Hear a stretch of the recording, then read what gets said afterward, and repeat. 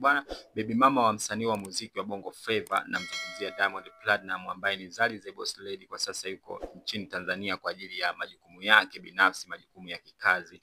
Na nikukumbushe kwamba kwa sasa Zari the Boss Lady ni miongoni mwa wafanyabiashara wa kike wenye ushawishi mkubwa sana katika ukanda huu wa Afrika Mashariki.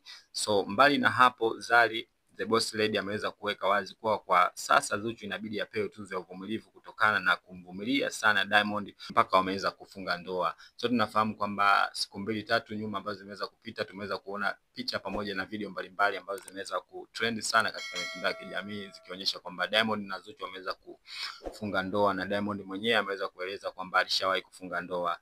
Bwana, Zari sasa kupitia katika video hizo pamoja na picha ambazo wameweza kuziona katika akaunti yake ya Instagram, Zari anaeleza kwamba tokea kama harusi ya Diamond na Zari itafanyika, basi ataweza kuhudhuria yeye na watoto wake, kwa kuwa yeye na Diamond ni watu wa karibu sana na sio wapenzi.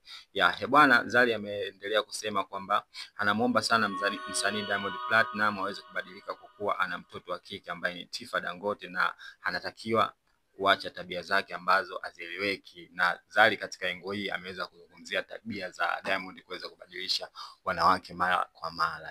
Bwana, mambo ni mengi sana. Hii ni Memorata TV, uko na mimi msanuaji wako wa nguvu, naitwa Tino Diva, na kusihi uweze kusubscribe hapo chini. Kwa sasa mimi na sign out, tukutane wakati mwingine tena.